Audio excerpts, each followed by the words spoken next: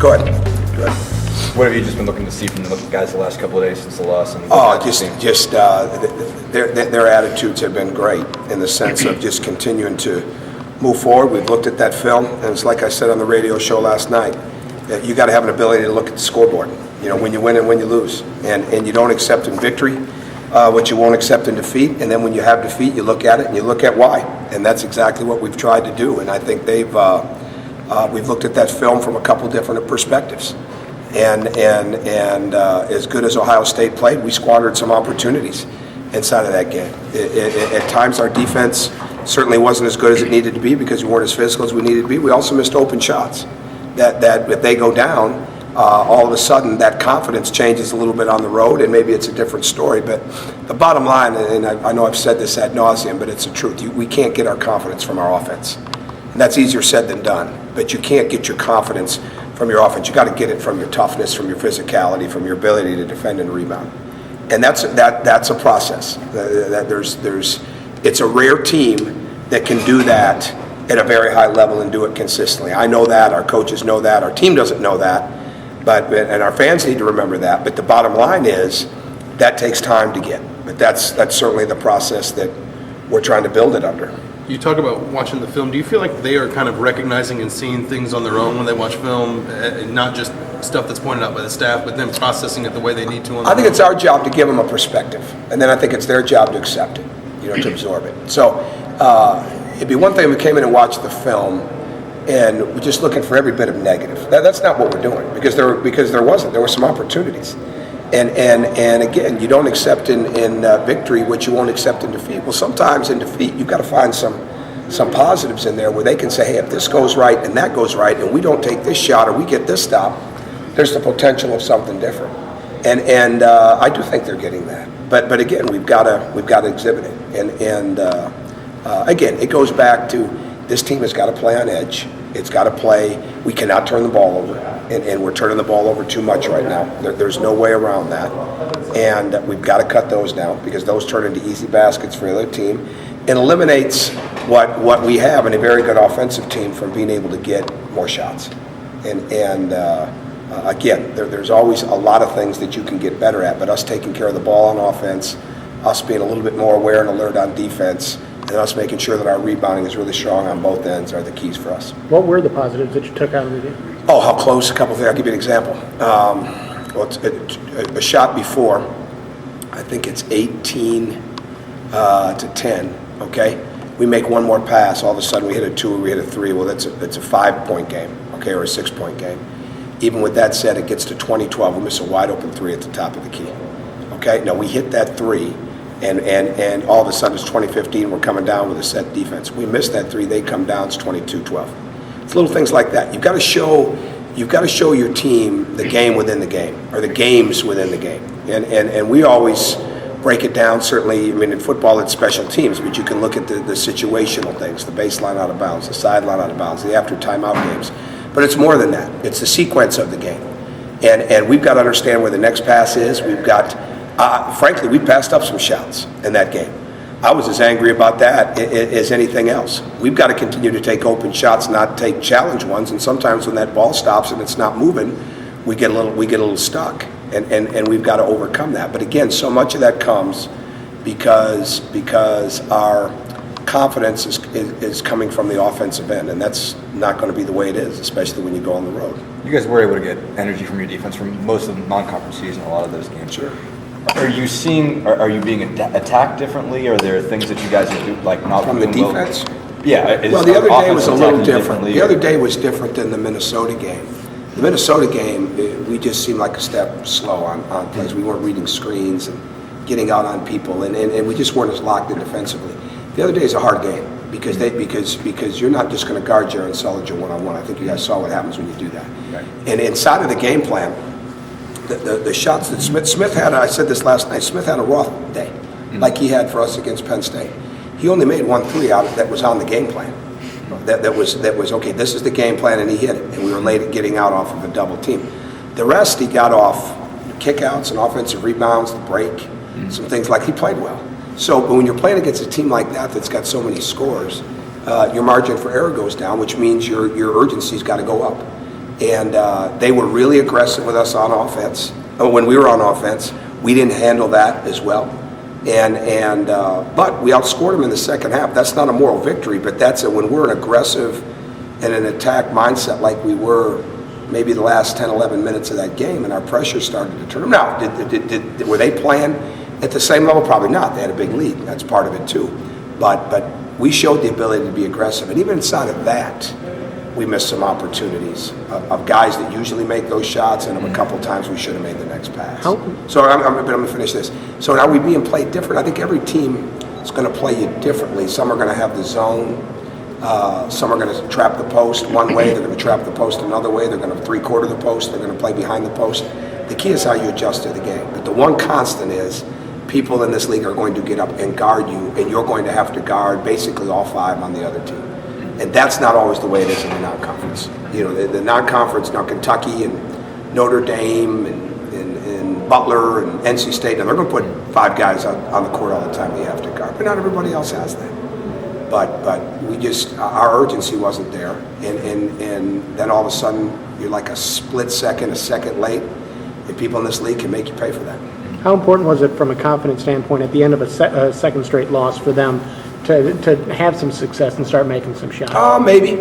But again, this thing still comes down to the start. And not the start on how you play, but the start on how you approach it. And Ohio State did a good job of establishing in this game their aggressiveness, how the game was going to be dictated from the officiating standpoint. And we didn't do as good a job of that. And basically 2 weeks earlier, we pretty much did the same thing.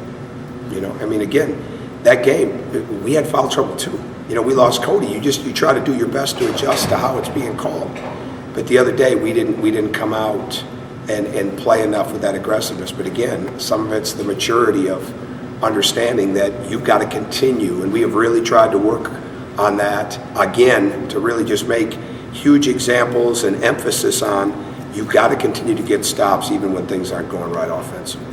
How different a team is Nebraska with Diaz and Talley back in the line? Oh, much different, much more inside oriented, and there's still the ability of inside out, and you have to bring somebody else there because he's just too big, and he catches the ball usually with at least 1 foot in the paint, and he's maybe not scoring a lot of points yet, but there's a lot of touches, and you've got to do a great job of trying to eliminate those touches in the post. And I can see what they're talking about with Talley, maybe feeling like he's their best shooter, because when I saw something said today where he's not back yet where he needs to be, but he looks pretty good to me. But Spencer's like Frazier from Penn State. He can create tremendous havoc in the break with getting to the basket. He's a very good shooter.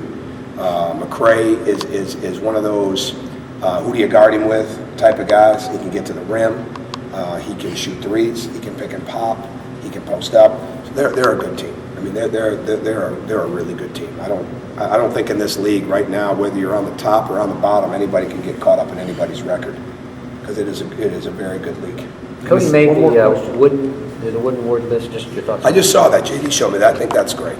I mean, I think that's great. I think he's that's such a prestigious list. There's no doubt about that, and I think that says a lot. I don't know how many other rookies are on that list, but for him to be on it, 3 rookies. I think that 3 of the top 25. Yeah, it says a lot. Deservedly so. Go ahead. We got a couple more than they're just finishing up. In terms of his defense, you've seen a lot of good post players early in the Big Ten, Morgan and Sullinger twice. I mean, where do you think he's kind of come in the first 6 games, and what is he still doing? Well, I think when he's allowed to play, he's pretty good. I mean, I what I hate to see with somebody like him is that the game is called real nitpicky with him. I mean, he's doing a good job with his positioning, with getting up. He's getting his hands up. I think he's doing a very good job of adjusting to it. But he's given up. I mean, that's a big difference size-wise between Cody and Jared Sullinger the other day. I mean, that's just part of it. I mean, Jared Sullinger's an outstanding player, but he's given up. He doesn't have all that strength yet. So I think the quickness really serves him well. The anticipation and awareness really serves him well. You talked before when you talked about Matt Roth about him sort of being other teams kind of attacking him on defense and him kind of rising up against that and getting better, I guess, in that vein. Have you seen teams start to attack Jordy that way, and what do you think he can do to get? I think Jordan. Yeah, I don't think there's any question. But Jordan needs to slow down. Jordan needs to change direction, change pace. Those are the kind of things that he needs to do, and not get himself rushed. And he needs to play through mistakes. He needs to play through a missed shot. He needs to play through a missed free throw, and not let those things contribute to the next thing, because he's going to play. So he doesn't have to sit there and worry about those things. But when Jordan is really focused on moving the ball, when he's focused on keeping his man in front of him, when he's ready to shoot, and he passed up numerous opportunities the other day. And that was one of the first things said to him after the game. Christian passed up opportunities the other day. Now, we don't want the challenge ones, but the open ones, we're talking about a guy that's in the high 40s, low 50s. And Jordan's even higher than that. So if three-point shooting is one of our strengths, let's take the three. But the best thing is when we can get it on penetration and get it out, or we can get it from side to side, or most importantly, get it in the post. Because we've got a couple guys that command a lot of attention when they get it there too. So that's what it is more than anything else. Is he getting pressured? Yeah. When the ball moves, when the screens are good, doesn't matter what the pressure is. When the ball doesn't move, you could bring in about anybody, and they're going to be able to keep guys. Now, I said this the other day. We didn't get rewarded for our cutting the other day, like we have in certain games. Now, that doesn't mean we're going to stop. We're just going to cut a little harder and keep moving. And that's the bottom line. Defensively, though, what does he need to do? I mean, defensive. Keep his chest in front of the ball. Is that what you asked, or did you ask? Yeah, that was really what I meant. You've seen him getting attacked on the defensive end. I thought you said an offense. I'm sorry. Chest in front of the ball. Anticipation. Better job on ball screens. Using his awareness and his quickness on the help side. But the bottom line is chest in front of the ball, cutting people's ankles off. That's the biggest thing with him. How about with Victor? What does he need to do a little more? Victor needs to play with the same fundamentals defensively that he does in practice, and stay locked in, not take chances, not leave his feet, not gamble. And he doesn't gamble as much. He's really cut that back. But when Vic's got his hands up, Vic's over 10 deflections a game, and that's tremendous. So when you have that, I've only coached a couple guys that have been over 10, and the bottom line, when those hands are up and he's active and he's reading screens, but it's when he's late and he leaves his feet and he lets a guy out of an area. It's very hard to score against Vic when he's got you in a box. But when he lets you play because he's left his feet or because he was late getting there with him, he's usually guarding one of the best players, and then that hurts us. So he's got to carry his fundamentals defensively to the game from practice more. Nebraska defends the three really, really well, and that's your strength. What do you guys have? They do, but I also see teams that miss some shots. So I think I see the same numbers you see. I see what it is in the conference. I see what it is in the last 3 games. We're not going to focus on that. What we're going to focus on is movement. When the ball's moving and bodies are moving, that's really important. But again, if we don't drop our shoulder and drive the ball, if we don't get the ball in the post and play out of that, then we're our own worst enemy at the 3-point line. But we just need to play the way we play, and we need to turn it up on the defensive end. It's like just to play a new team in the league, I guess. I mean, does this still kind of feel like a non-conference game, or no? No, I think because we've watched them now, and because there's been enough time. I mean, it'll be different because I don't know if the other. I know Benny's been there, Steve's been there, I've been there. I don't know if all the other guys have been there, and the players haven't. It'll be a little different there, but they're doing a great job of getting locked into who they are and how they play, and I think that's good. They run a lot of similar things to what Kansas would run. And again, I've said it before. I mean, I think Doc's an excellent coach, and he's got his system, and he's from that tree of guys that they play a certain way with the 2 game and with the stuff they do in their half-court offense and with the way they defend. And so it doesn't. It just feels like it's the next game, and it's a team that we've really worked hard to make sure we learn in a short period of time. Thanks, Coach. Good. All right. See you later.